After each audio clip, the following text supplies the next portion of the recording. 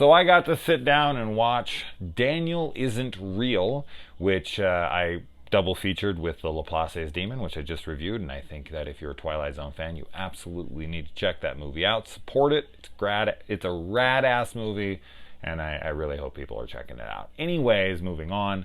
Daniel Isn't Real is about a young boy who has an imaginary friend that is making him do some stuff he's not supposed to be doing. So the mom has him lock Daniel away, both figuratively and literally, in the kid's head.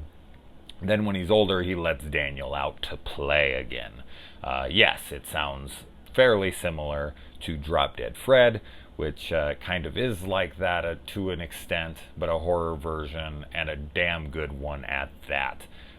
What I feel like sold this movie for me more than anything was the imagery and the body horror aspects of it. There's some really trippy ass shit in this movie, and I did very much enjoy this.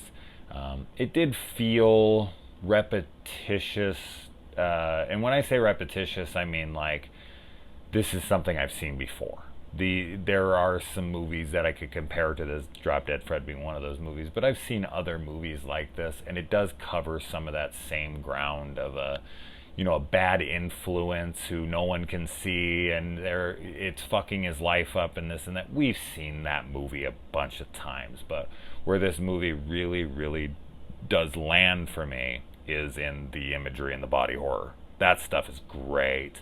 The performances are all good. We got Patrick Schwarzenegger in here, yes, Arnold's kid, and he plays Daniel, the titular character, and I think he does a really, really good job in this, as does the other main actor kid. I don't know what his name is, but I did dig him.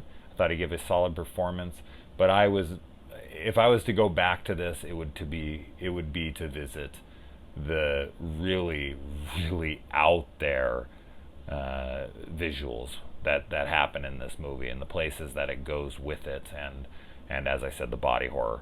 Love body horror. It's kind of a dying subgenre. This can feel Cronenberg-esque at times, or something along those lines. I got a phone call right in the middle of that, but I'm right at the end of this shit anyway, so I'm just going to sign it off. But you absolutely should check out Daniel Isn't Real. You can wait until it comes on to Shudder, because it is a Shudder movie, so it will be on there soon enough. We just don't have a release date yet.